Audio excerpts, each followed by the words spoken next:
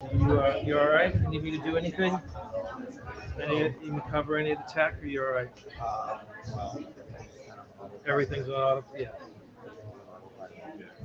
All right. So we'll try and keep this on schedule as much as possible. Get everyone. Is it pinned to, you want to pin the main one to the top? I muted this. I said, well, you want to pin. You did.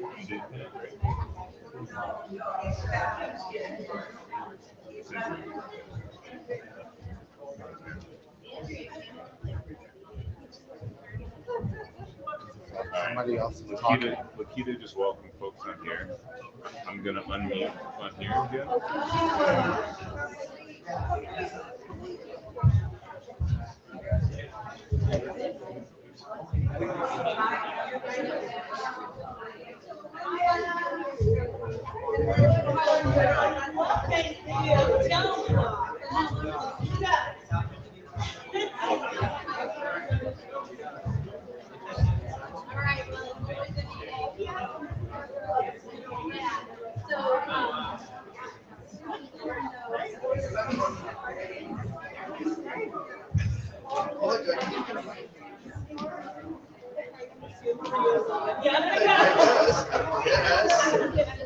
We'll see playing each other in the next couple of days. That means tonight. Yeah. Maybe tomorrow.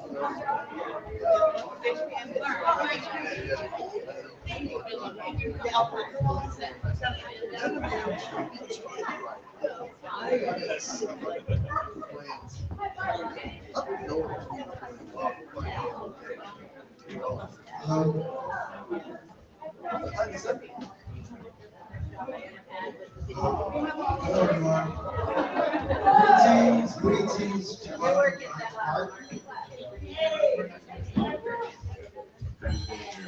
Everybody, now about to get started. I want to welcome everybody here to Inspiring Street Teaching, Organize Our Voices. I'm Solomon.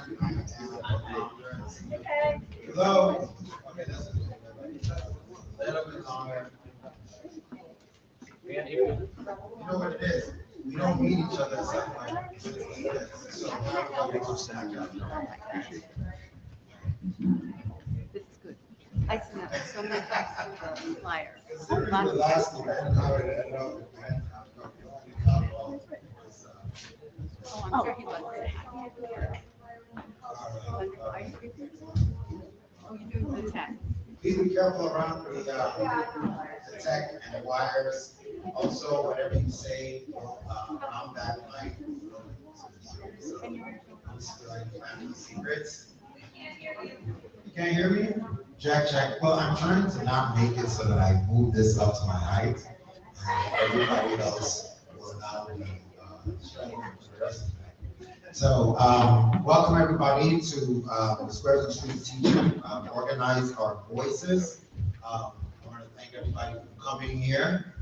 It's a rainy night here in IPAC, and I know that it's important that, that we all, that everybody got here. So thank you very much for your attendance. My name is Marlon Solomon. I am the founder and senior project engineer at the African American Cultural Initiative. We are a Boston-based nonprofit, and I do work in research development around infrastructure, cultural home development. And I'm very pleased to welcome you here. And we have a great agenda here for you today. We have Fatima Ali Salam here from Anapan, and she's going to give a presentation. Give it up for Mrs.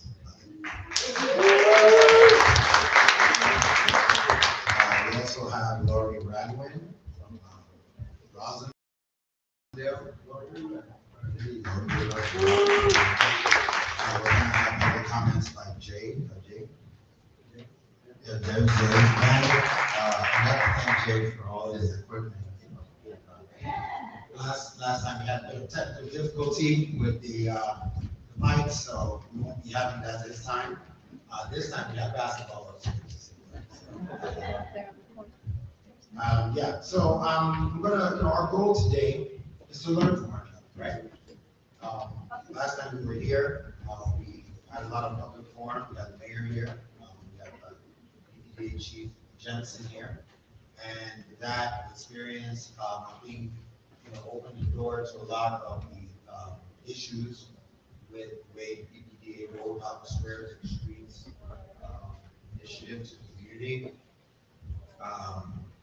In my work, with the civil engineering and looking about a lot of the issues around infrastructure in Boston, one of the issues I realized that they don't really have any infrastructure to communicate these ideas to us.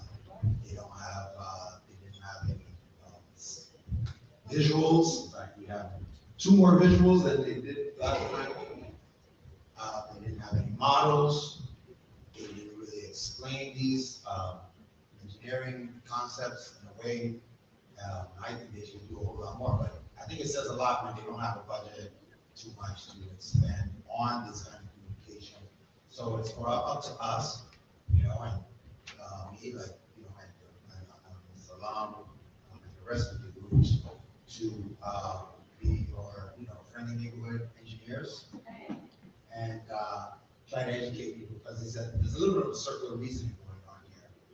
We're coming up on the small area plan meetings where we're supposed to be giving input back into the squares and streets.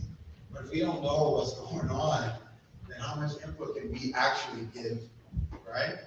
And I think that is how these inequities get built into the system. This is how communities get displaced. This is how some of the things that we're advocating for, the buzzwords, affordable housing, sounds great, right? But if I have an affordable, a big, huge complex, and it's only 17% for affordable housing, then those of us that cannot fit into that 17%, right? We're living in an area that now has this new building that's bringing up the property value, bringing up the rent. We're actually advocating for all displacement. And this is why the education around this and taking a deep dive is extremely important. This is a system that they're putting into place. They're going to put it together as a template, right? An engineering system. They're going to put it in Rosendale, they're going to put it in Mattapan, they're going to put it in Hyde Park. And each time they put it in there, it affects each group differently based on the location and the resources that we have in our community. So if you're looking at Mattapan, when they talk about, because this is actually, Squares and Streets, of course, is a little bit about this law. I know you've heard about the law, especially what's going on in Milton, where there's a law that says if you're on the MBTA lines, then you have to get increased density in your area, whether you like it or not. They gave them an opportunity to vote on it in Milton, and then when they voted on it and they said no, they got sued by the AGO. So that's kind of like, okay, what's going on here?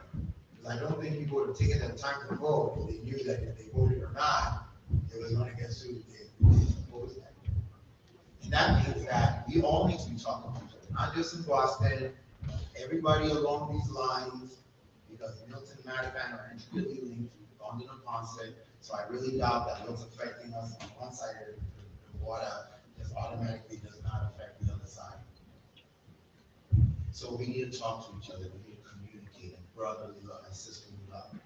We need to come together as a community, and we need to use what we're doing here in all the other cities, Roxbury, Rosendale Square, Mattapan, Hyde Park. We need to come together because these people are watching. People are watching, and we need to get a coalition around what we're doing, and educate people, because if we don't know, a lot of them don't. Right? So I want to thank everybody for coming in here. Without further ado, I will bring up Ms. Fatima Salam to give her presentation.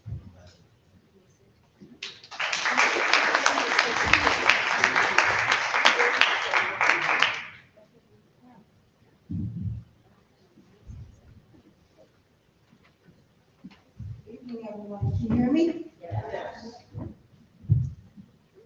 Maybe I can do this one. On this one? Is this? my name is Ruth. Okay. Well, good evening, everybody, and Assalamu alaikum. And the response is well, Islam. The reason I want to make sure I open the meeting that way is in order to make sure that everyone knows that when you're talking about people and community, especially now, to what's going on not only in the city of Boston, but outside, you have to come to remember we're here. We're very fortunate to be living in a city where we at least can have conversations. We're not persecuted, truly not persecuted, no matter what our disagreements are about. So when I was asked first, and I talked to Mimi, and I offered to talk about the experience that we had in Mattapan, it's much different, I think, than in other parts of the city. Because we actually started back in 2018, when we actually first were in person, before Zoom.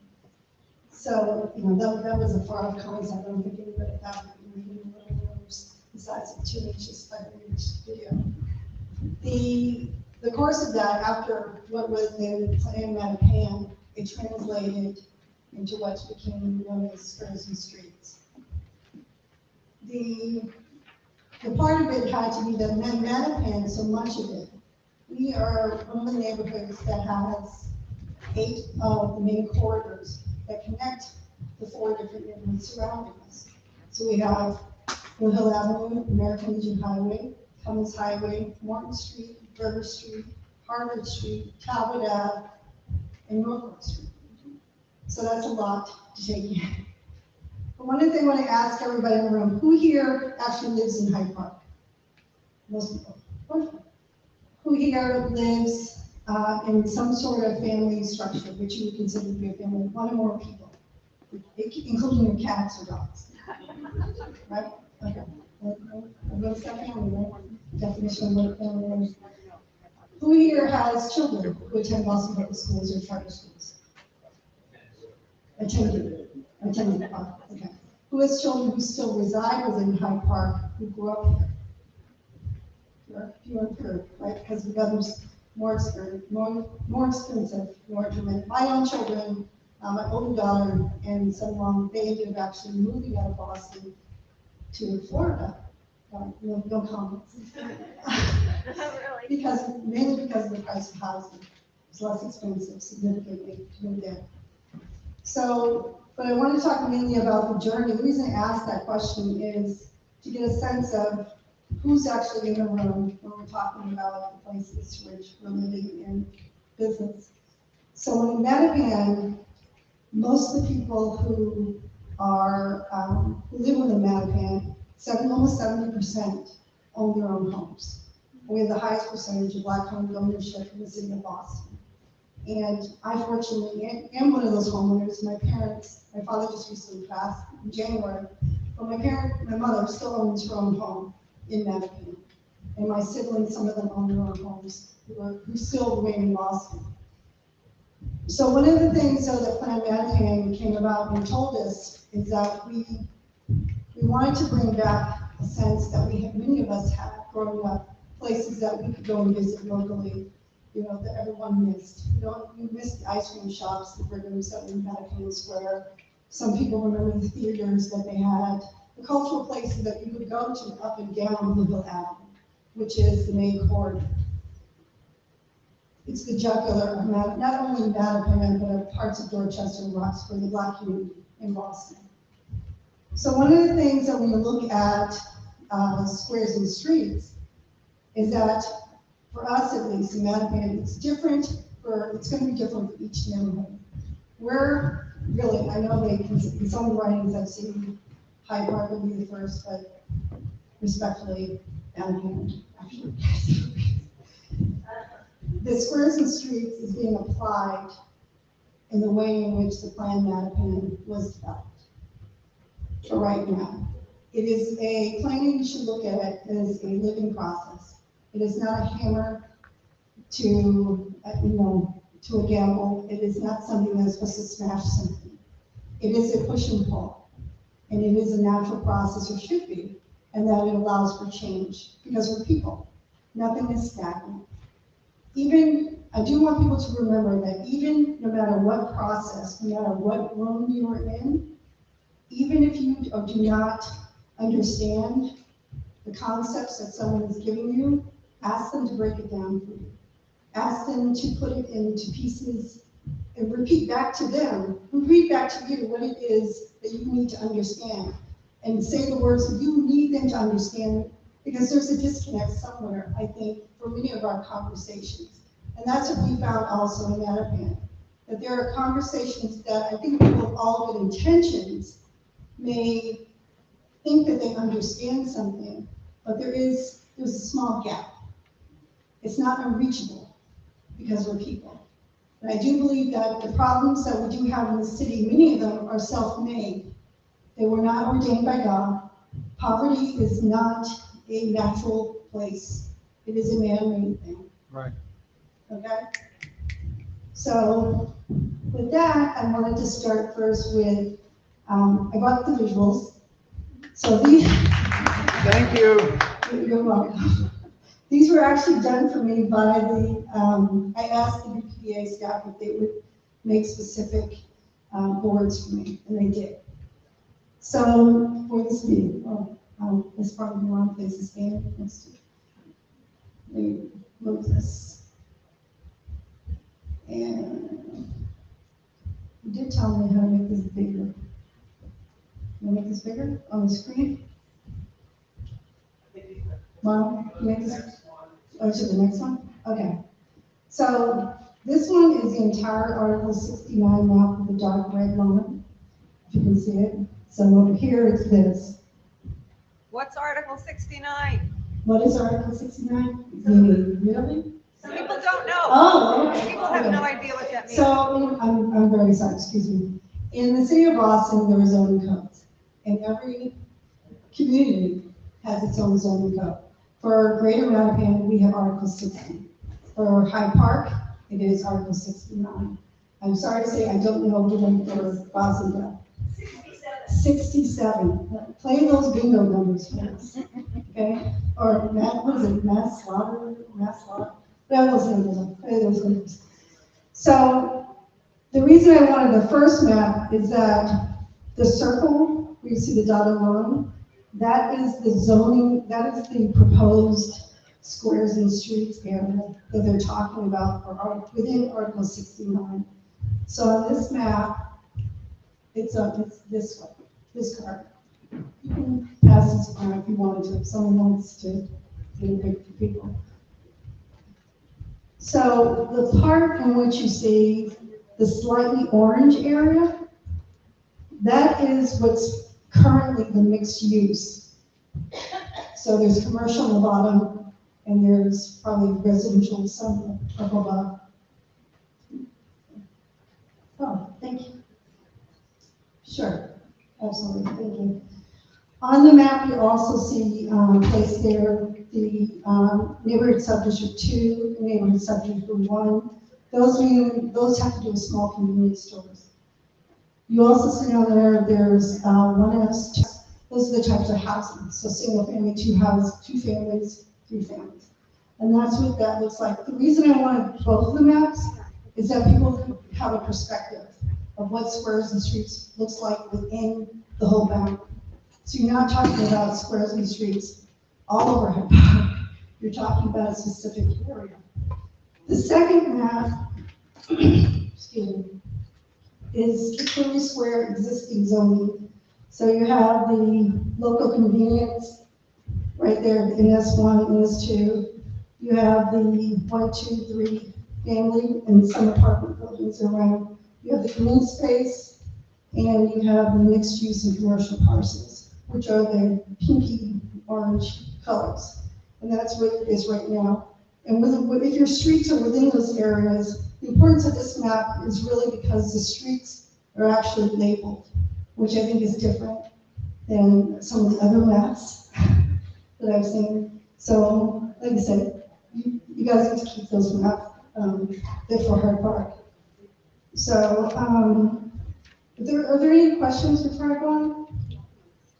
Feel free to raise your hand and shout out, stand up.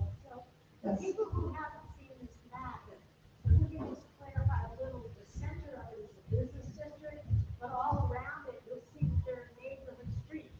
Correct. to live. Correct. So I think Correct. one of the big worries is what's gonna happen to if I live on the street. Correct. I'm sorry, I didn't hear. Bike lanes. So we're going with, okay, so there are two questions. The question's about the size of size of buildings that could be built in bike lanes. Are those two questions? No, I'm just saying, you said what's gonna happen to those streets, they're labeled, that's what they're going to do to your streets, is put bike lanes. They're going to put bike, okay. No, well, when we get to a bike lane, guess we'll be talking about it if it's proposed. The way that in which Fraser Streets, there are 5 different ones right now. They go from S0 to S4 in Greater Mattapan, right, but for us, for Greater Mattapan, we're only up to S4. How were you able to That- accomplish that? I'm sorry? How were you able to accomplish that? The way that we were able to, good question. The way we were able to accomplish that is because in the Plan Mattapan process, we did not want buildings that were above 7 stories. Particularly in Mattapan Square, and as you went up the avenue toward Morton Street. And the reason being that what surrounds it would throw things off for us visually. Because we have the river on that end. Most of the housing that is around the area is single-family housing. And you have, this, I wish I could tell you this is loud to say it. There are businesses that are at the most 2 stories. We don't really have even 3 stories, even though we are zoned currently for 5 stories. No one has ever taken advantage of that height. The tallest building inside of Mattapan Square, actually right now, is the Mattapan Health Center, which is 4. The most recent building that is higher than that, which is actually 6, is the Mattapan Loop project, which is next to the MBTA station at Mattapan Square. Yes. And do you think that we'll be able to do that for Clary Square? For Clary Square, you're gonna have to decide as a community what is going to be. S0s, so for example, you have S0s. S0s are the types of buildings that you would have that would transition into a residential area. You wouldn't see something that you would see in the middle of Clary Square, which may be more commercial, versus something that's right on the border between a single-family or 2-family home and Clary Square, going from a busier area. All those things you could have to be taken into consideration. It's not only height, but it also is what someone's frontage is. You have to think of the parcels as they are right now and whether or not it makes sense. Because not every parcel is going to make sense to build something very tall. Yes and yes. I'll go Jose, this one first. Pat? One of my concerns is my opinion is that S0 can include a building up to 14 units.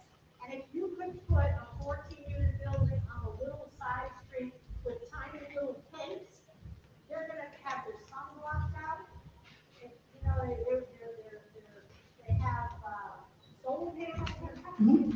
There's just, it's gonna make it unlivable. You're living on a street with little capes, and they put a 14-unit building there. It's gonna be horrible for the quality of life. To your point, so in Mattapan right now, all that is to say, there are a few things I think that when you're having that conversation with the BPA, you would bring up, right? So the question is, the street in which that would happen, that proposition would happen, you first ask, is it a main street? No, are you an access street versus River Street or Hyde Park Ave? If you're not, that means that those type of street is away from main traffic. And if most of the buildings around it are capes or maybe Colonial the most maybe, then maybe it's not a natural spot. If someone was going to build something that's 14 units, you would ask for a design that would be complementary, not something that would be straight up. That's, I mean, I would think that because you would have to still take into consideration the design, no matter what. Because at the end of the day, they would have to be required to go back to the building design codes. So I would bring that up. Before you do, could I go, Jose? He did have his hand up, and then I'll go that way. That way. Thank you. Oh, I think he has, So, Mike. two-part question. Yes, sir. A, were you given options other than the one you landed at, number one? Meaning you landed at 7, is that what you said? Yes. Were you given other options? And then Yes. B, how was it you landed at 7? How was consensus built that 7 would be acceptable? To the first question, the part of the question, we had, oh gosh, I don't remember the pure number. We had many meetings over a long time. Some were large groups, some were small groups, plenty in person, plenty on Zoom. But the way that most people talked about, you talked about the area, Plan Mattapan, again, goes from Mattapan Square, moves over into part of Cummins Highway, and goes up to about Jubilee, which is maybe right near the car wash there, right near Woodhaven, that area. The reason why we came up with around 7 is because we knew that there was already in place a building that was going to be 6, right? So, but you wanted to make sure that the future designs were such that even if you were at 7, it wasn't going to be like a cookie cutter, because you still wanted to make sure, and it still wanted to make sure that people would ask the questions about design and fitting within an area. And I think oftentimes when a developer would come, sometimes the reason why they're coming with a certain design is because they're guided by the loans in which they got and the constraints in which they have.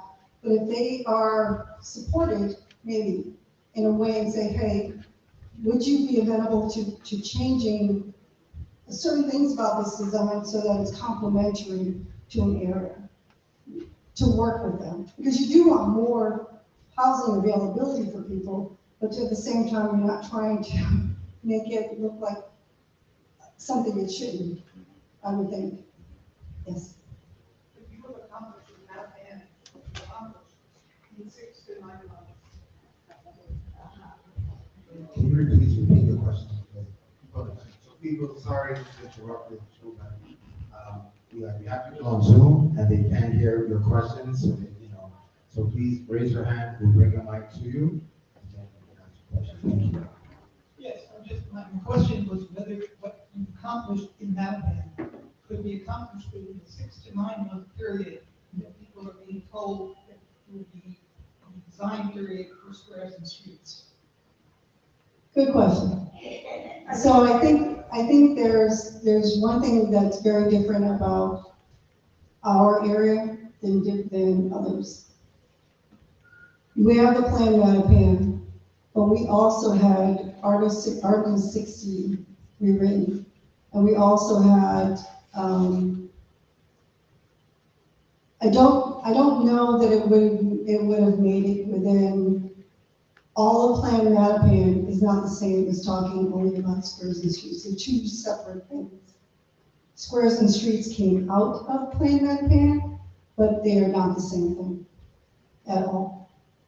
I wouldn't want to try to, I'm not trying to oversimplify, and I do think you're making very clear points, but I don't think they're the same thing, because you're talking about, in Plan Mattapan, we also talked about not only mixed use, but more so about housing in a much larger area than I believe even for us, what is defined as squares and streets. It's not even the entire Plan Mattapan at all. Yes. Oh, I'm sorry. Hold on. That side of the room, I think Can we go to this side of the room, this one, that way people don't? Okay, you can say that. I just want to clarify something you said a little bit earlier. Sure. That, One so, second. no, I'm okay, I'm okay. No. Oh, it's for the people on Yeah, Facebook, that's so. okay, that's too bad. Oh, okay. I'll try to repeat your question. Yeah, I'm comfortable with it. Okay. You had indicated that, so you have to pick S0 through S5 in the circle. And I Okay. want to make sure that we all understand is that indeed we don't Correct. have to pick an S0 to S5. We Correct. can express our satisfaction with how we rezoned Hyde Park 12 years ago with Article 69. Correct. And right now, Main Street, that you're talking, the NS2 district, it is now zoned to accommodate more stores.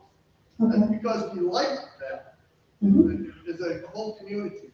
So we don't have to pick S0 to S5 in that circle. I just want to make sure people understand that. Okay. Tell BRA, it's a good try, but move on. You know, more power to you. I appreciate that, thanks. You're welcome. So did everyone hear us? What he was saying is that within the defined area, there is no mandate that says, I'm sorry, I didn't get you. Great. You're not correct. That he's saying that there is not a mandate that says that it has to be, you take S0 through S5.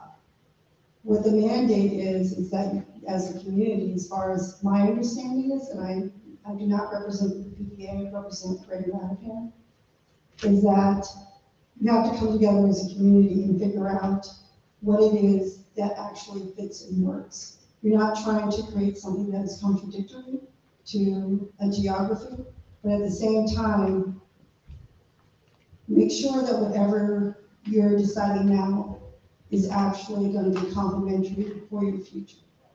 Don't box yourself in. Don't shy away from people. Don't shy away from schools. Don't shy away from children. Don't shy away from older people. Hopefully I become those very older people and someone wants to take care of me. Fatima, this is Mimi. There is some- Can you explain, because I'm not sure that people really understand this, because it's never Sure. really been discussed in Well, you guys have never really been any in, of so I these don't know. meetings. What's happening, but- Can you talk about the zones, right? S0 to S5, I don't think people even really know what they are. And one of the things that has been said is that that in this planning process, there will be the ability to kind of drop zones throughout the square potentially. So can you talk about how you did that in Mattapan? If in fact, on Blue Hill Ave, you did an S0 here and an S3 there and an S1 here. Can you talk about how in fact that would manifest itself in terms of these meetings and what that might, kind of how that would all kind of come out? So when we were talking initially about the Plan Mattapan, there was not at the same time initially the talk about squares and streets. That came just at like everyone else at the end. What we did do during the Plan Mattapan process is talk about the things to which are mentioned within the zoning of squares and streets. So we did talk about transition into residential areas. We did talk about Main Street living. What would it be like for people to have residences, like you do in some parts of Jamaica Plain, like you do in other parts, some other parts, right? You have businesses that maybe in 2 or and 3 or 4 family housing, and there may be some small businesses. Main Street and mixed use, that in some parts of the Roxbury, you have that. And it really is more of an amalgamation, I think, of ideas that already exist in the city in different places. That's what it looks like to me personally, and coming together cohesively. That's what I've come to my understanding. I can't say that that's the understanding of everybody, but that is my personal understanding about what it looks like. Does that help? Well, actually, I'll finish the S2. S3s are for the active Main Street. So within Greater Mattapan, we're trying to activate the square to bring in more businesses that are more diverse and some of the things in which we have lost before. We want them to come back. Active squares to make them more pedestrian friendly. Within that, I don't know how many people here have actually walked a lot in Mattapan Square. It is very difficult for someone to walk from one side to the other. We had a young person who's physically disabled. It took her 45 minutes to cross from one side to the other. And that's just straight across Blue Hill Avenue in Mattapan Square. We do not, like I said, have S5s, which are called the placemaker, but that's much higher.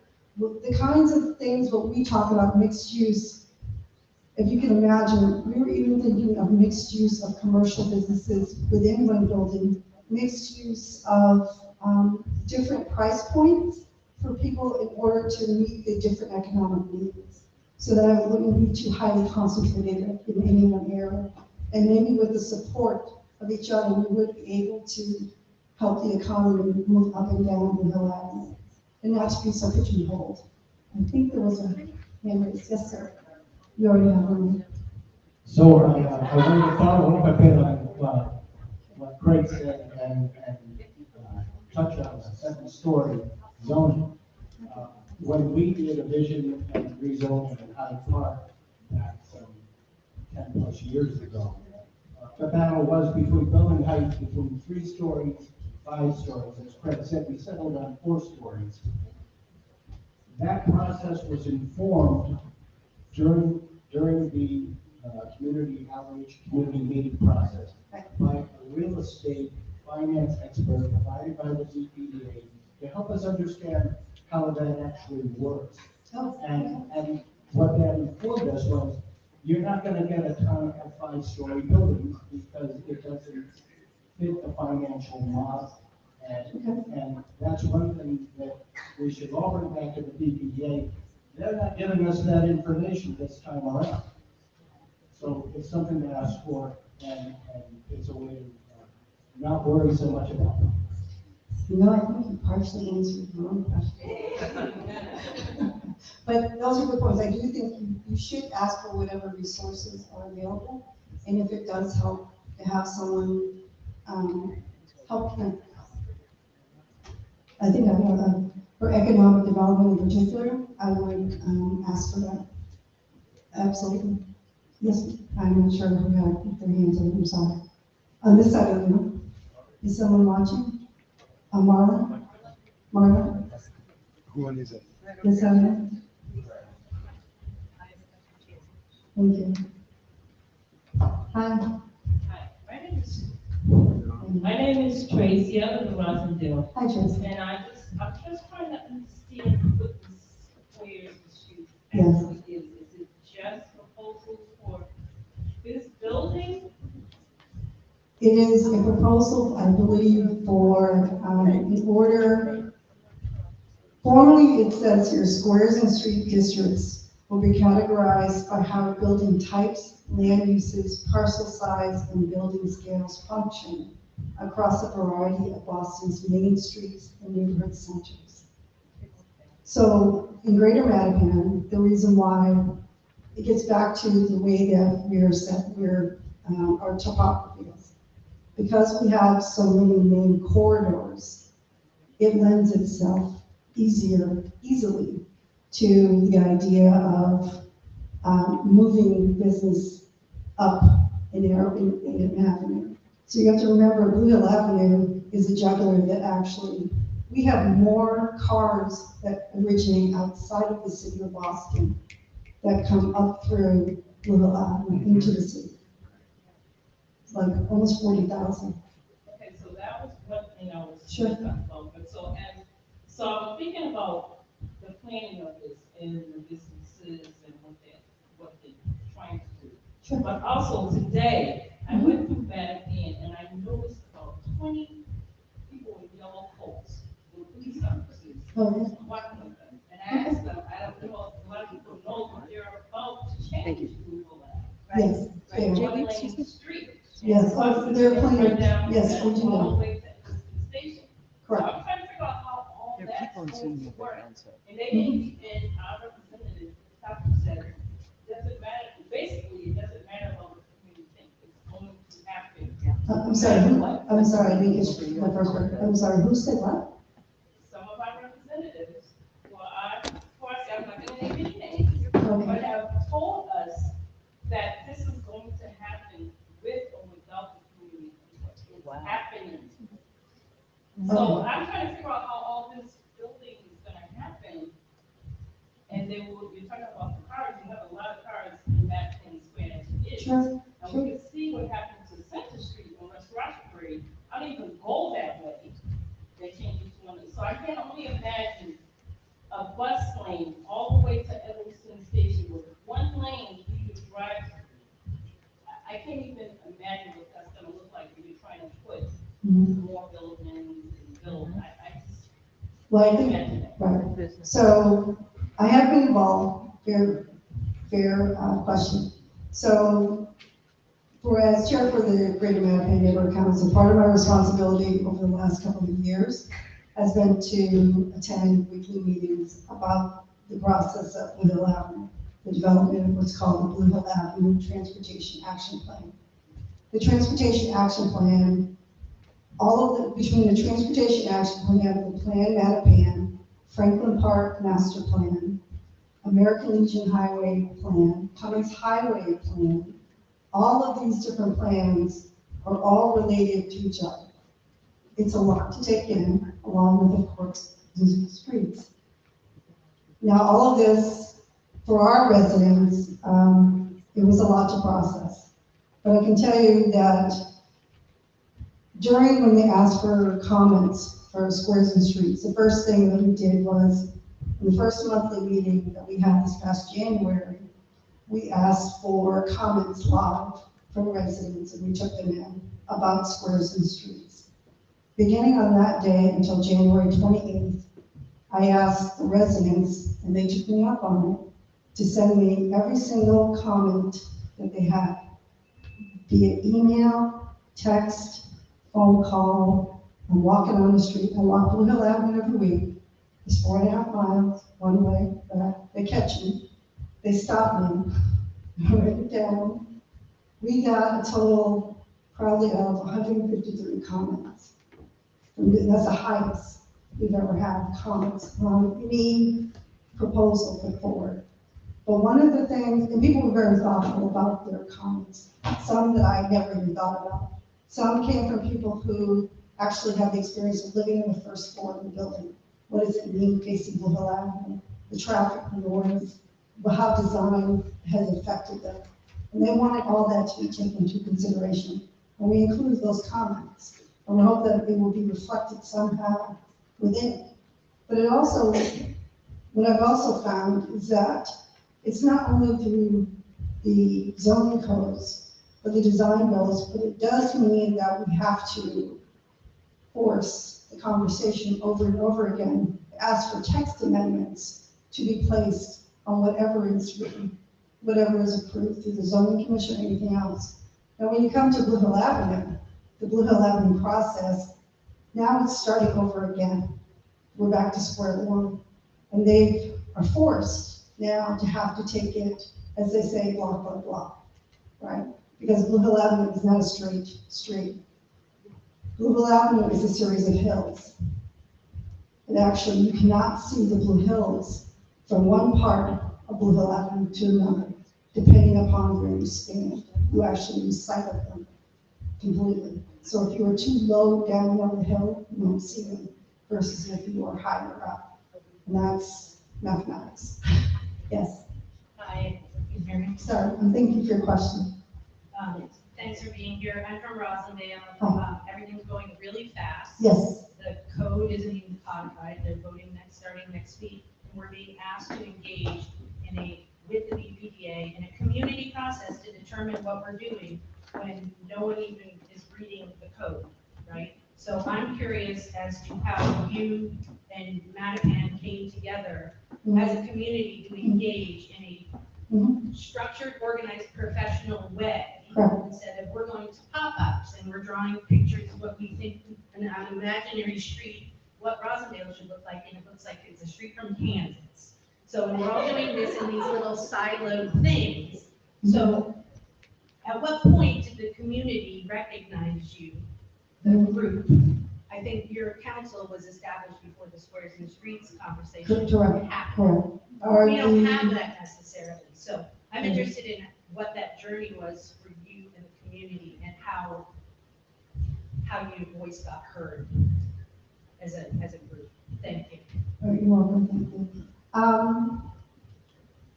I think that part of the process had to do with that we're fortunate in that, one of our engagement manager actually lives within Mattapan, and she works for the PPD. Can you read me? She's very helpful, very realistic, down to earth person, and she does help in simplifying some things. The process is not perfect. It never is. It's a process that demands that sometimes you have to redecide what your priorities are. You also have to speak up and say whether or not you understand something or not. And you must also demand and hold people accountable in some way and ask them to put things in writing. That is also another way for accountability. But we do ask also that one of the things I think I've learned myself as chair for the council is to make sure that I'm communicating to those elected people to say the experiences that I know that my neighbors have, because there are a wide variety of experiences. And some things that people have experiences that are so traumatic actually inform how they function day to day, but those who are making the decisions are aware of them. And that is part of my responsibility as their neighbor, to go and help to make sure their voices are heard. I hope I answered the question. Okay. I'm gonna bounce to this side and then go back to that side. Wait, hold on, we're gonna get some people on Zoom. From the people. Oh, people on Zoom, okay. Great, so we have a question from Jess Hamilton. My question is as follows. Okay. Is it correct variances would not be granted in Squares and Streets districts? And so how is community feedback planned to be gathered and incorporated into developments? Okay. My understanding is that the point of Squares and Streets, first off, as the point of Plan Mattapan, part of it was to address some of the outstanding issues that we've had over the years, where you get variance after variance after variance. And when you get repeated variances, it begs the process to be relooked at and say, why do so many people have to have variances? Maybe we have to normalize some things. That's the first part. The other part is that my understanding is that if something is as of right, then it is as of right. But if something is not as conditional, it would still have to be required of variance. And there are conditional things within Squares and Streets, just as there, because it is within the article. They're not exclusive to each other. The Squares and Streets are built upon the base article for the city. So that's what those come from. Is there another question? Yeah, yes. The Zoom? Yes, one more question from Zoom, and I think the person wanted to come off of mute and speak. Oh, sure. So we want to give that person opportunity. And so that's Sheila Burke. Sheila, please unmute yourself and state your question. You're up, Sheila. Okay, so we don't hear her. That's a question. Can you hear me? Yes. Yes, thank you, Sheila. Okay. So you're on the Association of Mattapan. Yes, ma'am.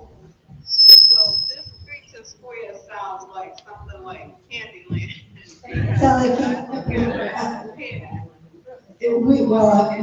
could be as fun as Candyland, sure. To be done, so I wanted to know what actually is Streets and Squares going to do. I know you said mixed businesses and housing, but it doesn't necessarily make the community look any better with building all these apartment buildings, and also the effects of these units around in the area.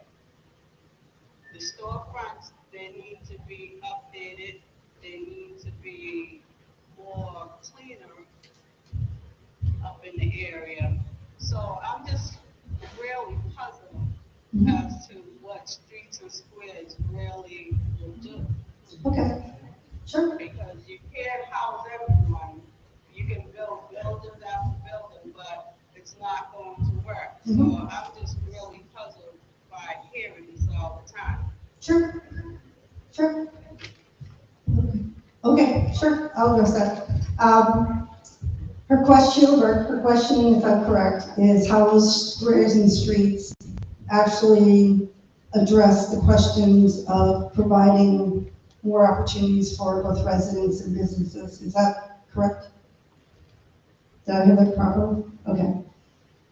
My understanding, again, I'm not speaking for the BPDA, but my understanding and some of the other residents' understanding is that currently within Mattapan Square, there has never been taken an opportunity to even take an opportunity of the existing zoning code. Our existing zoning code goes up to 5 stories, okay?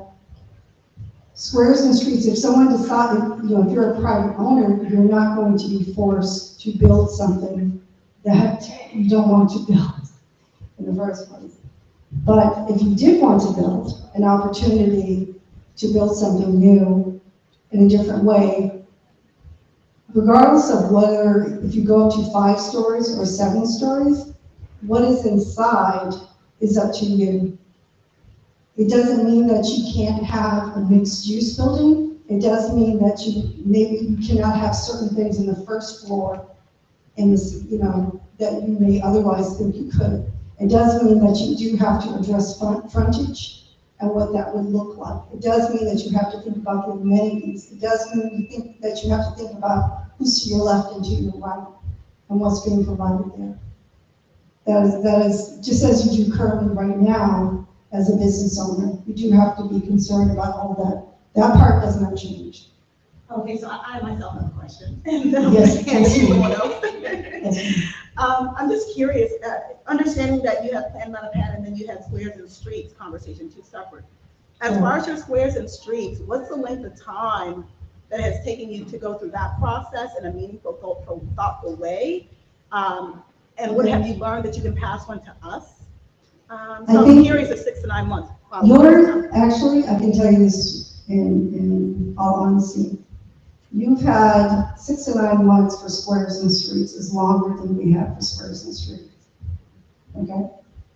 Squares and streets got announced formally, I think, December 5th.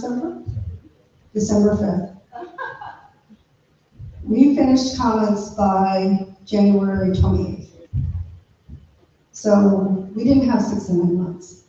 But what we did have as a responsibility for the council is to read through all that what was proposed and to actually comment on it. The reason being that one of the things, and this, this comes from someone who, like Jay Padgett, I know an enormous amount of code that will have no other use other than helping people in my community. That is it. Which means, therefore, that yours truly got the blessing of reading all of Squares and Streets. I read all through the articles and had other people help me. I went to them when I could not understand what I didn't understand. I didn't understand it at the end. In some parts, I don't understand quite yet, but that's just because I don't understand legalese completely. But even with that said, I still do believe that this process will require me and require my community to still go back and demand explanations. And when things do come up, when a developer comes up and says, when this has been approved, whatever form, shape, or form it is, in light of everything else that will be happening, whether it be Blue Hill Avenue, Cummins Highway, Harvard Street, no matter where it is, you can't ignore the reality on the ground.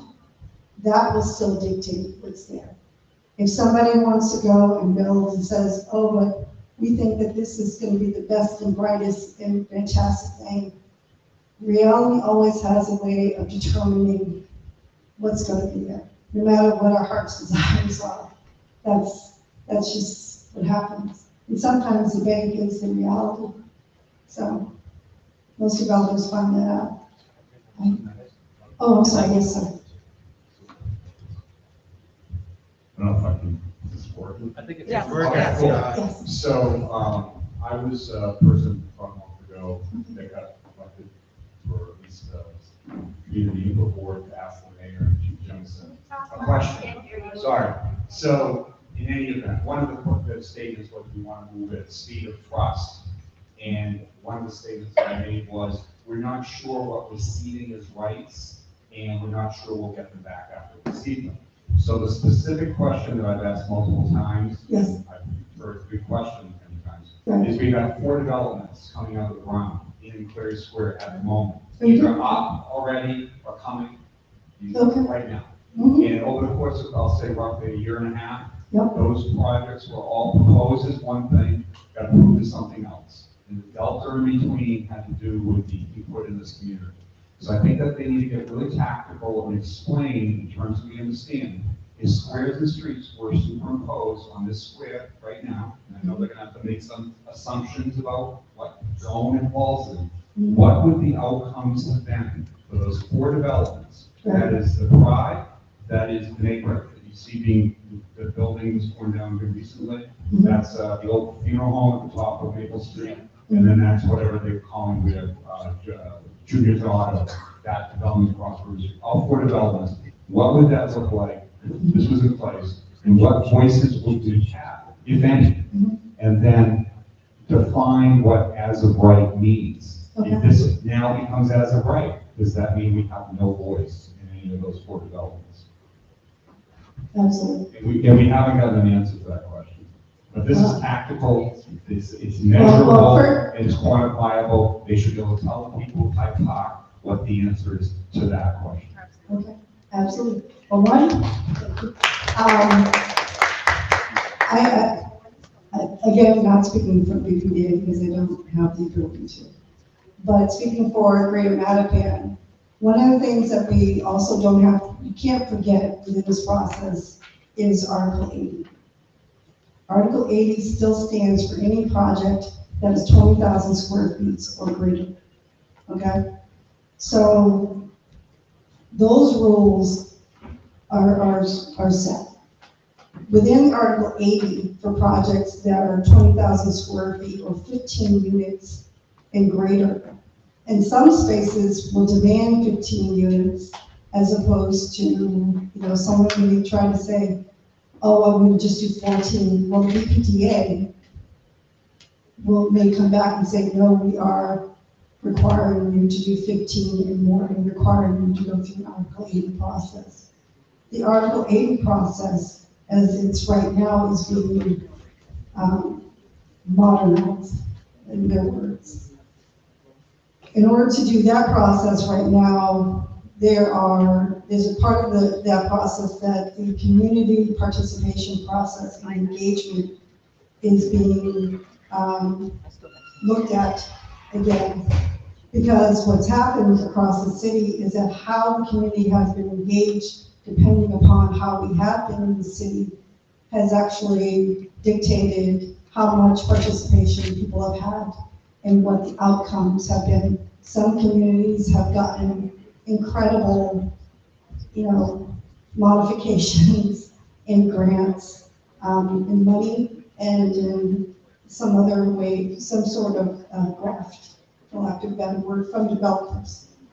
And that's what's happened. And they're trying to prevent that sort of thing from happening, but actually to have a true engagement process that actually has some sort of outcome that is beneficial for the community.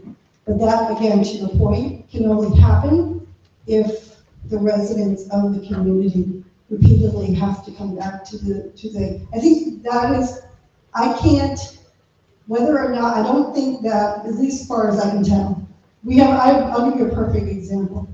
In Mattapan, we have a project on Blue Hill Avenue that is directly on one side facing Blue Hill Avenue. On the other side, it is on a dead-end street, to which there are only 7 houses.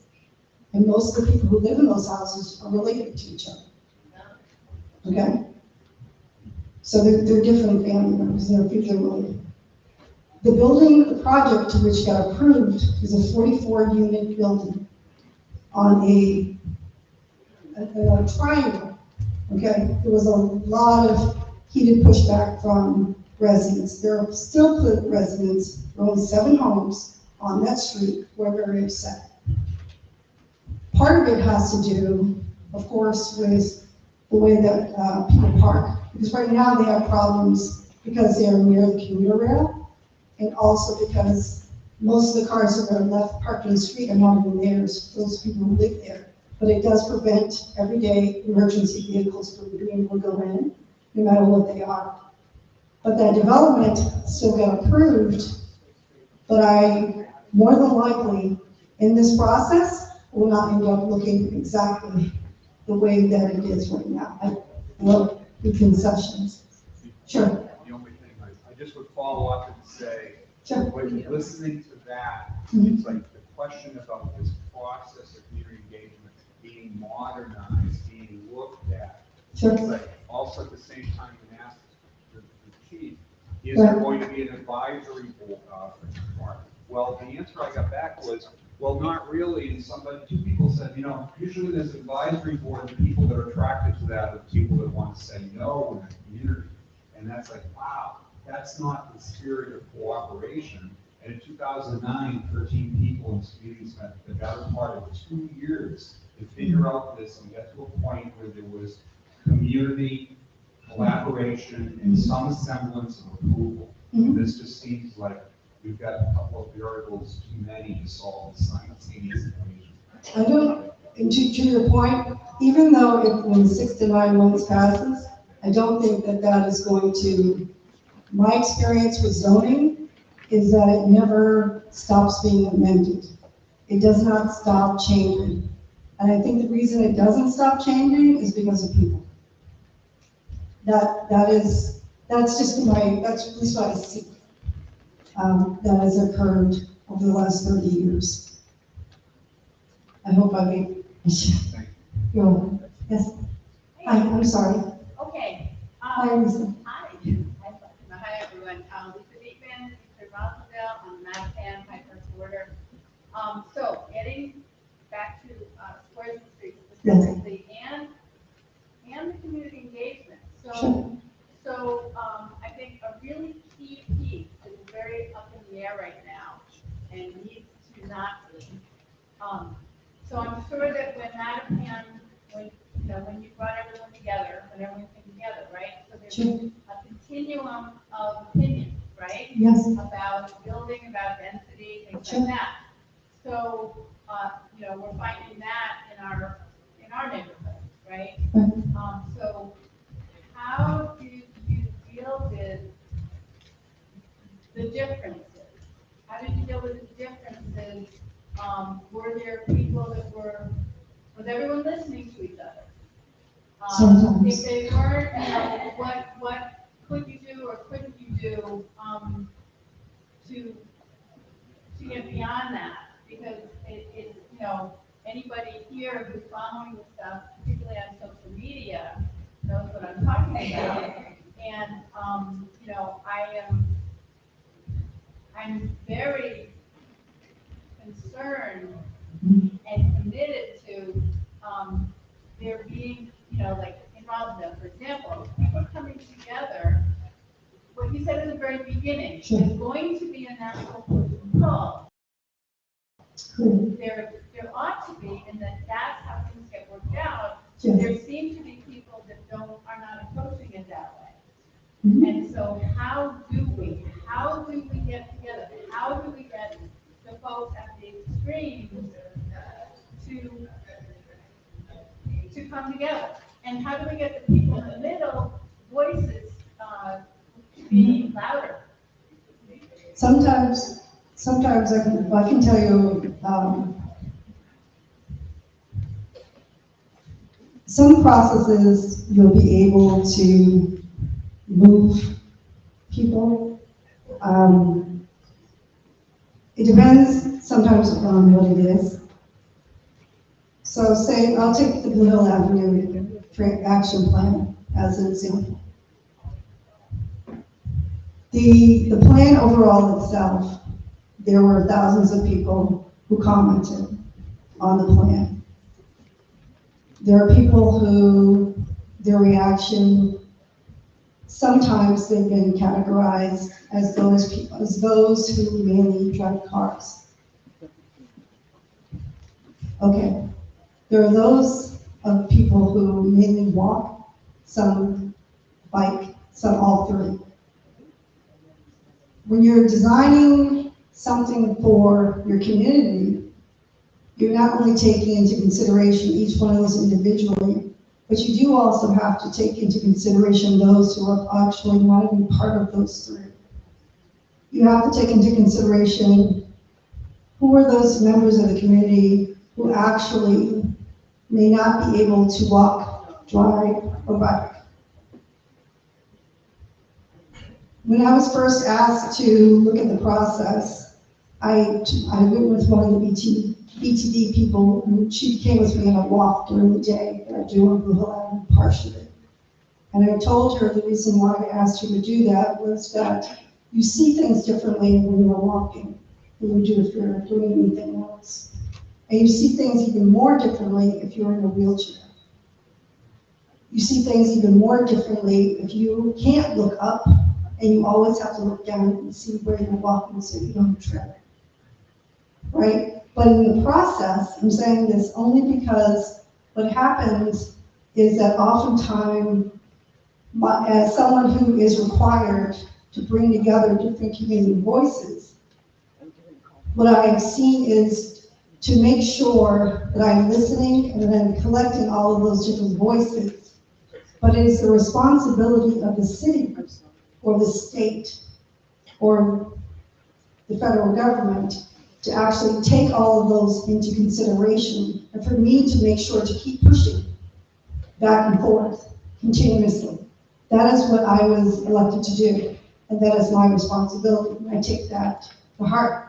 But I also take it to heart because those are my neighbors.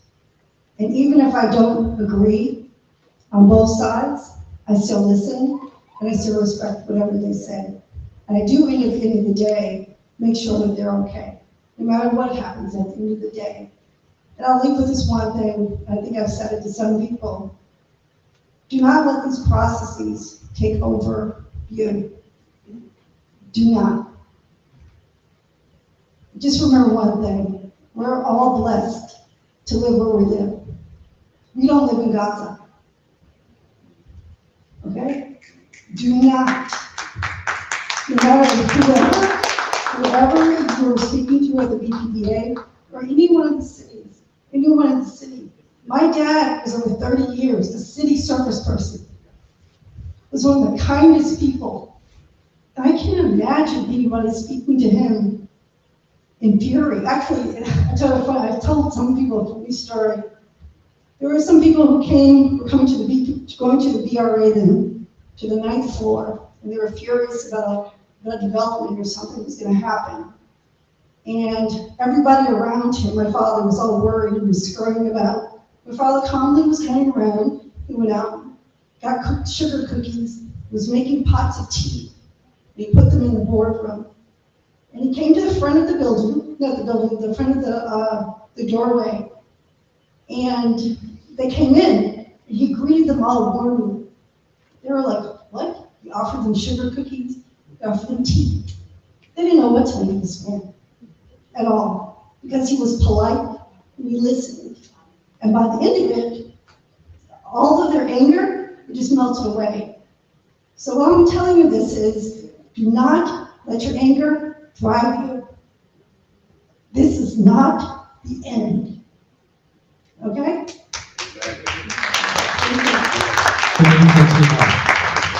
Very insightful. All Our agenda has been modified a bit, but I want to respect the two people with the microphones right now. Make a comment, and then and then Lori Radlin is going to give her presentation. Go ahead. I guess I just want to make the comment that I think people have been talking a lot about how to bring people together in communities, talk about their differences and how they feel about these proposals. And I think that's really important. But what I haven't heard a lot of people talk about is what the BPDA and mayor's office and such, what their motives are and what they want may be different from what people in the community want. And that's just a reality. And it's something that what we've been hearing at the meetings that we've had with the BPDA over the last month is all, we want to hear from you, and then they won't answer any of our questions. So I feel very concerned about that, and I feel like as a community, that's another issue we have to tackle, is how are we going to get the BPDA to actually listen to what we're saying before they vote on anything. So that's something that I'd like us to figure out how we're going to take some action on at some point. Okay, thank you. Hi, my name is Pat Preble. Well, I live in Jamaica Plain, Rosendale is across the street, Hyde Park is 2 doors down. So I live in a corner. And I want to encourage people to go to the website and look at the listing of businesses. And look at the listing of businesses that will be forbidden in the areas. Well, this is about housing, and we're putting in more housing, which means more housing. I work as an electrician. My supply house is gone. It is now a large housing complex. The plumbing supply house down the road is gone. That's now a housing complex. Grocery store. Grocery stores are forbidden in this listing. They also are going to forbid anything vehicular. So that small garage down the street that works on your car, even when you're a bad person for driving a car, some of us have to. The garage, that little 2-door garage that I go into and I give the guy a hug and I often bring lunch to him when he works on my car, that will be forbidden. Gas stations will be forbidden. So look at the listing of businesses. We need those businesses for these homes. All of these homes have light switches. For me as an electrician to now go to that house and work and put in that light switch, it's added 45 minutes to my time, which adds my price, which makes the price higher, which makes the price of housing higher. So we need to make sure that the support businesses for these homes can still be around. Very good. Thank you. Thank you so much. Am I up? Hi, Rosendale's in the room. If you live in Rosendale, raise your hand. Right. And out there in the Zoom, raise your hand. If you have kids who went to BPS in Rosendale, raise your hand. Well, that was other questions. If you work in Rosendale, raise your hand. And if you own your own home, raise your hand. All right, so Rosendale's in the room. And I want to thank Pamela. That was amazing. Where'd you go? You were amazing. And, there's nothing like lived experience, and I want to give her a little And I would put on the spot, we've got a map that looks like that, and maybe we can have to do a teach-in, and you can go through some of the Rosendale specific questions, and we would really appreciate it. We'll talk later. So I'm from the Rosendale Coalition, and I think I know what I'm doing here. The coalition's been around since around December of 21. We started with a handful of people talking about some developments that were going up. We now have 50 members. Half of them are business people in the square. And so you'll see that emphasis in my presentation. We're zooming out of the specifics. We're talking about large concerns that were listed in the letter to the mayor and the chief. Real serious concerns about what's going on with squares and streets. And you see some photos of Rosendale that applies to Hyde Park, it's going to apply to Common Square. All these concerns are unanswered. First, let me just tell you, understand, we believe new housing is needed. It's desperately needed. I'd like my daughter to live near me. We believe there's an over-reliance on cars, absolutely. We believe in climate resiliency, and we believe in growth. And here is a list of concerns that were presented to the mayor and to the chief. We're concerned about displacement, we're concerned about affordability, the lived environment, excuse me, historic buildings and climate resiliency, and I will talk about the P word. There are no black and white answers in my presentation. These are concerns that are raised. Bobby gave us a great blueprint for raising the concerns in the meetings. Take this list home. You can write to me. My email is the Roswell Coalition email is on the handout. And if you want to talk about this some more, we can. So here we go, displacement. So this is 29 Poplar Street. And a Latina woman had a salon there for 7 years. And the owner of the building decided to build up. And there were no provisions for her to stay in place and still run her business because of the construction. We went to the mayor's office of opportunity and economic, Office of Economic Opportunity and Inclusion.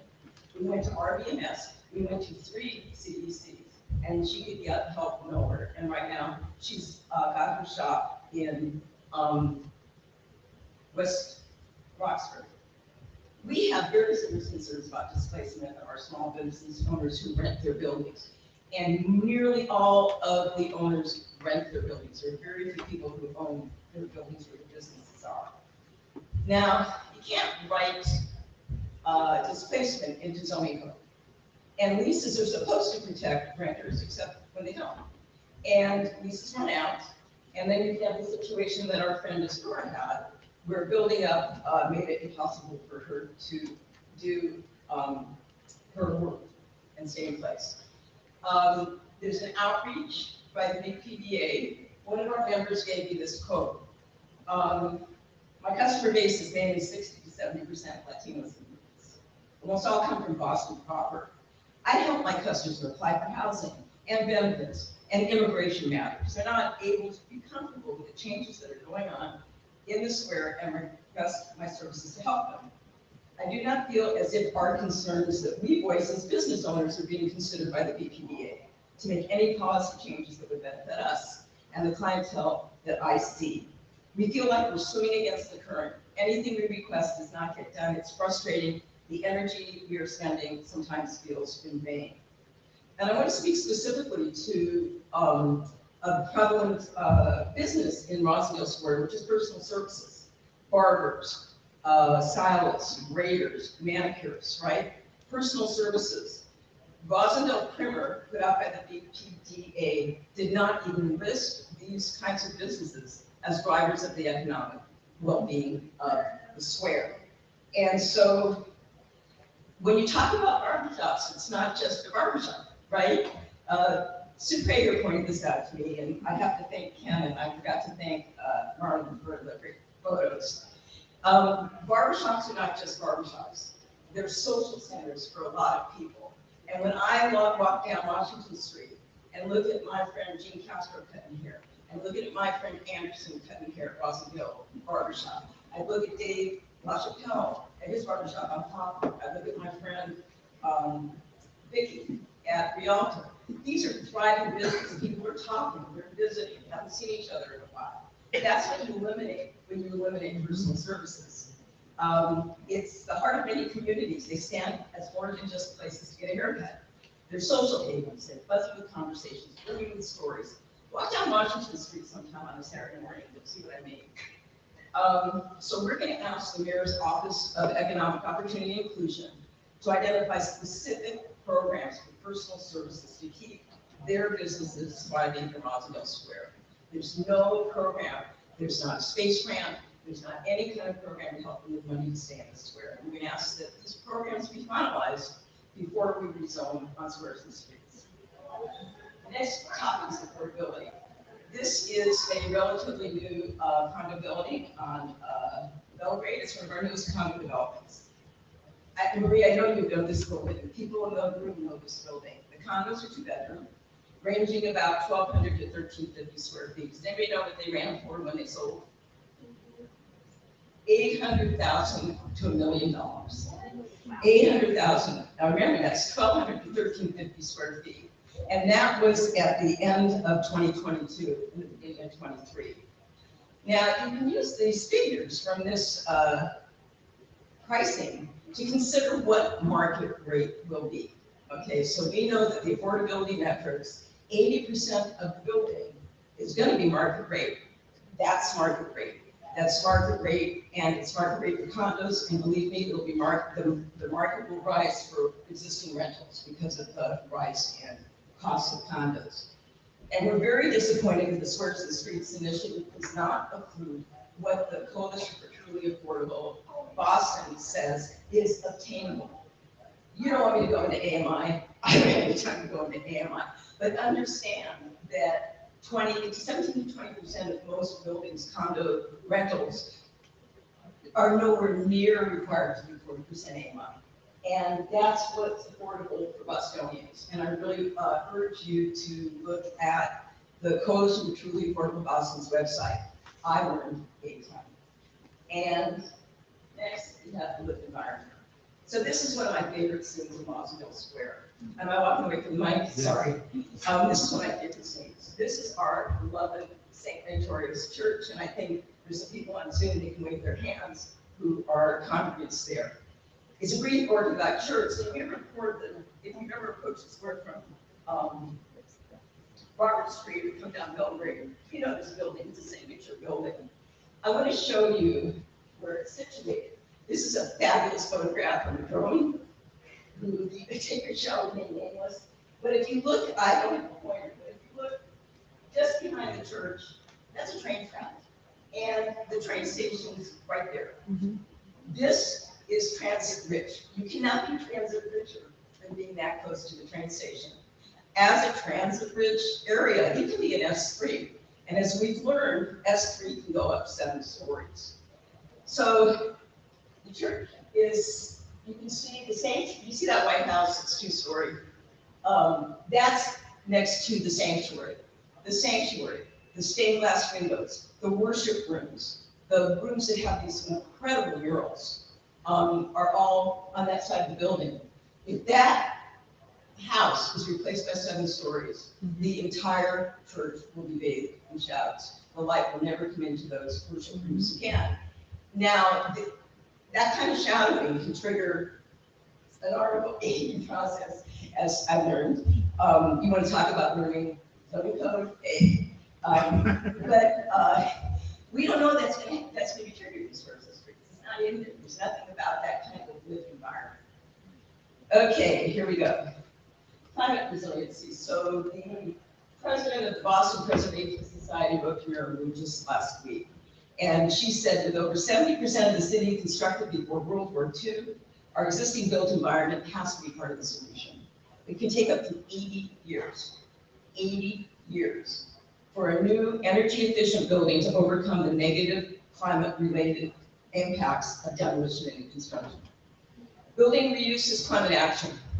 Building reuse is one of the most meaningful and immediate actions that we take in Boston.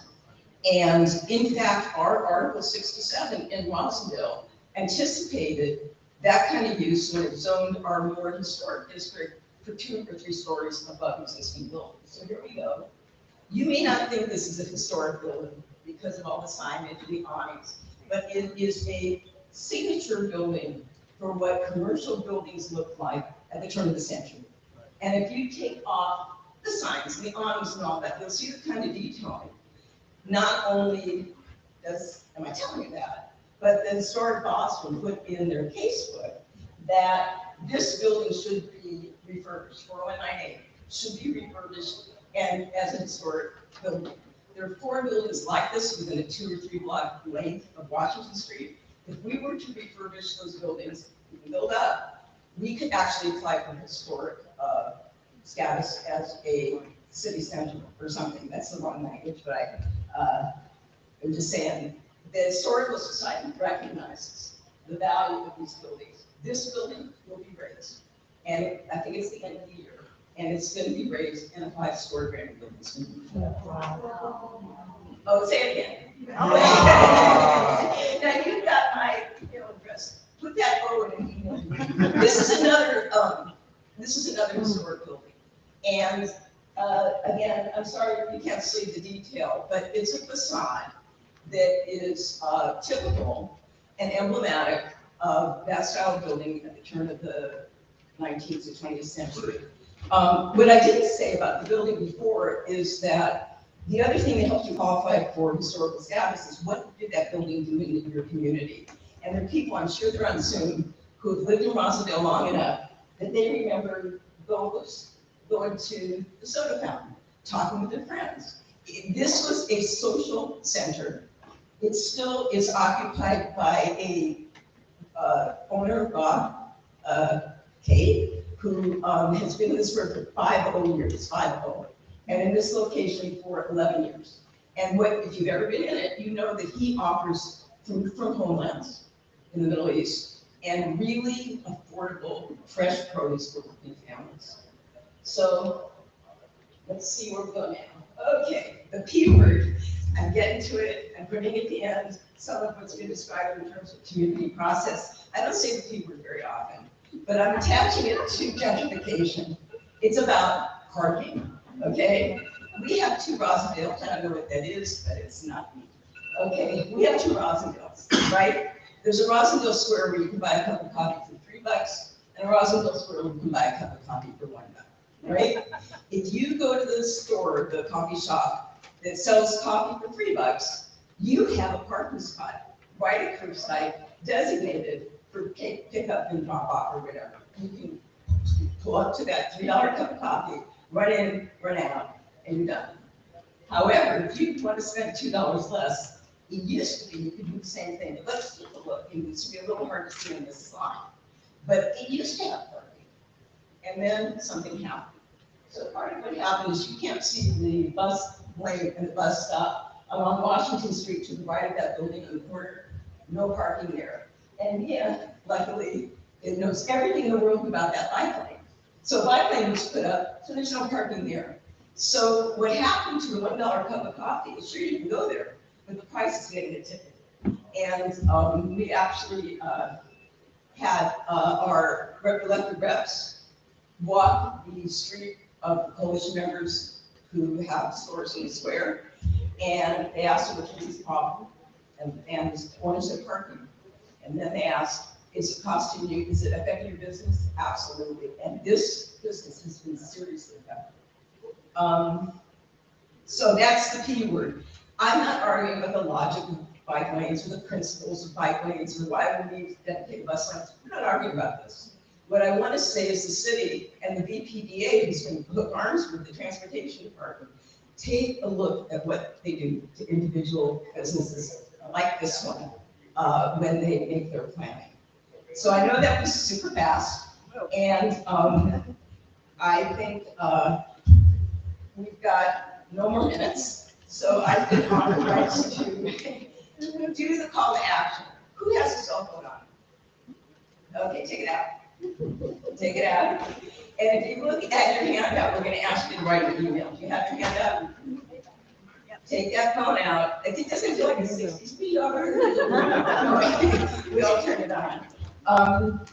Take it out, and you're going to write an email. And you're going to write it. If you look at your handout, you're going to. Can I get some more handouts over? Yeah, you're going to write to Enrique Kevin at boston.gov, ENRIQUE.Kevin at boston.gov. Yes, I will, but Elaine, can you give us some handouts around? I have. Enrique, ENRIQUE.Pepen, P-E-P-N, Enrique.Pepen at boston.gov. Let's write to the mayor too. Put mayor, M-A-Y-O-R, at boston.gov. And in the subject line, please slow down squares and streets.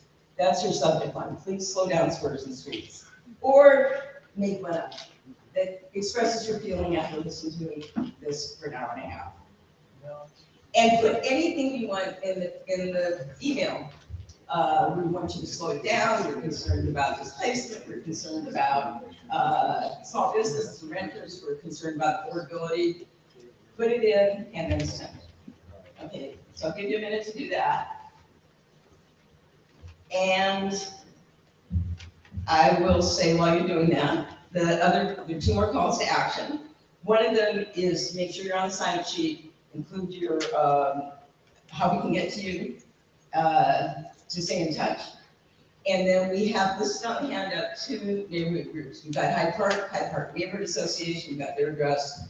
We've got the Rosendale Coalition at gmail.com. We've got my address, right today, right often, but that's the way we're gonna stay involved. Rosendale has quite a bit of a heavier lift than Hyde Park in some ways, because we don't have this really active neighborhood association, so let me know, and we're organizing. That's it. Thank you very much.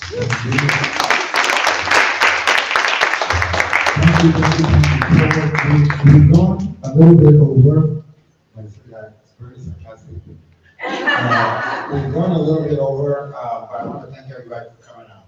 I have a few things I would like to point out, and one of the things is that, like I said, there are different things that happen. People use the same squares and streets to affect different groups differently.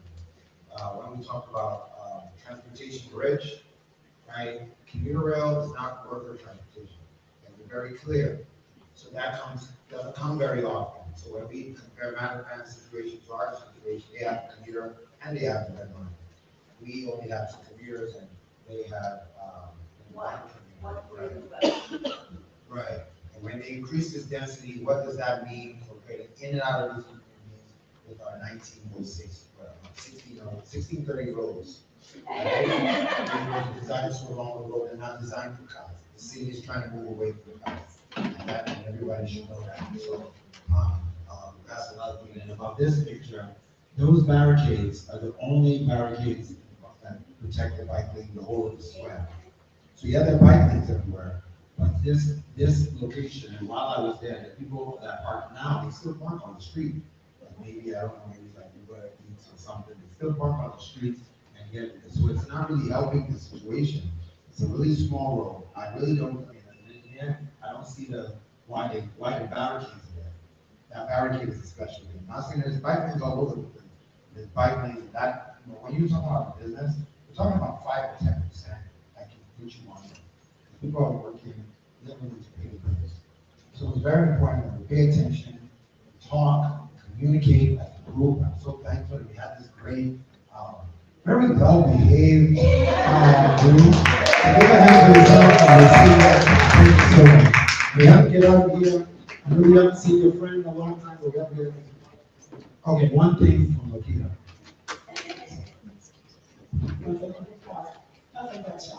I know it's our first ago. Thank you, Fatima. You are amazing. Would you help me to celebrate and appreciate Fatima? Thank you. And thank you all for joining both in person and on Zoom. We really appreciate it. We're looking forward to the action steps. Thank you all for taking out those phones. And for those who are still using USPS, hopefully you'll send those letters in as well. I just want to close by reminding you of upcoming squares and street meetings, in particular for Hyde Park. So number one. Oh, perfect. Yeah, I'll do that afterwards. Thanks, Lord. So Cleary Square Educational Workshop for Zoning is coming up. You have to register for all of these, and all of these are in person. That particular one is Monday, March 18th, from 6 to 7:30 p.m. at the Menino Arts Center, 26 Central Avenue. Number two, community walking tour, Cleary Square Main Street. So that's Sunday, March 24th, from 1 p.m. to 4 p.m. And then they're meeting at the Pocket Park at the intersection of Hyde Park Avenue and River Street. The backup rain date is Saturday, March 30th, 2024. Number three, Cleary Square Educational Workshop for Housing. So that's going to take place Monday, March 25th, from 6 to 7:30 p.m. That's going to be at the Menino Arts Center, again, at 26 Central Avenue. And then number four, Cleary Square Visioning Workshop, all themes are covered. And so that's going to be Monday, April 8th, from 6 to 7:30 p.m. at the Menino Arts Center, 26 Central Avenue. And then now let's look Rosendale, as you all can see here. Rosendale Square Housing and Small Business Visioning Workshop is taking place Wednesday, March 13th, from 6 to 7:30 p.m. at the Rosendale Community Center at 6 Cummings Highway. Number 2 for Rosendale is the Rosendale Square Zoning Workshop, Wednesday, March 27th, from 6 to 7:30 p.m. Location is to be determined. Number 3, Housing, Zoning, and Small Businesses and Arts and Culture Combined Workshop. That's a mouthful. That's taking place Wednesday, April 3rd, from 6 to 7:30 p.m. And again, location is TBD. And then lastly, we have the Rosendale Square Cultural Assets, Transportation, and Public Ground Workshop taking place Saturday, April 6th, from 9 a.m. to 12 p.m. at the Rosendale Square. Please take note of all of these functions that are coming up. Avail yourselves. Have a wonderful evening. And as our guest said, hey, we're living in a great environment. We're not living in some places that are war-torn and so forth. And so, for those who are praying, people pray for our neighbors over the water and things like that, right? But let's be grateful for what we have. Let's voice ourselves when we want. Take care.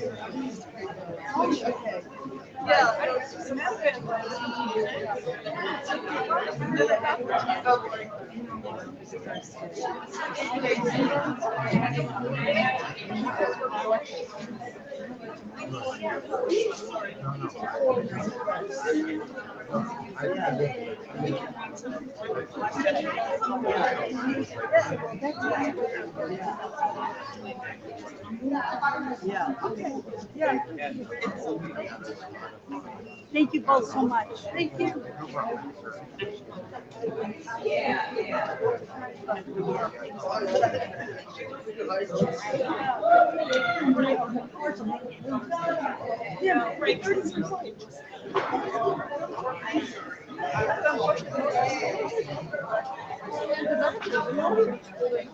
I'm on the GP. Oh, and that's why I'm here. You're here last time.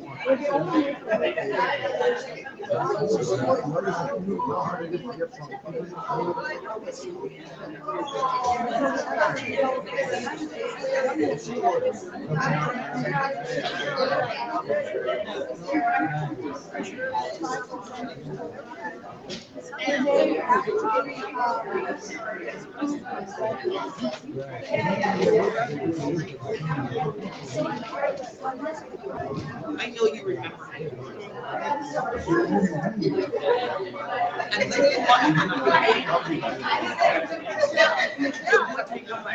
I don't know how yet. You don't want to do clients, anything to do with anybody else. How are you? I'm fine. It's nice to see you. And then to another. I need one place. Get somebody. I want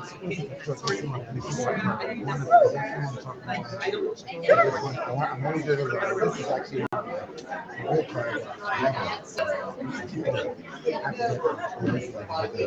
So please reach out.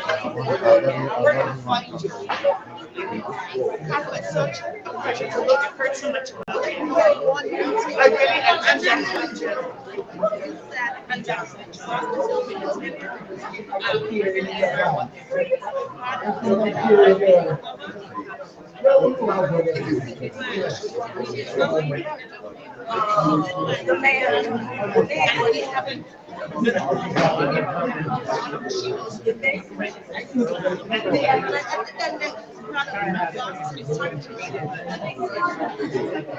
I don't.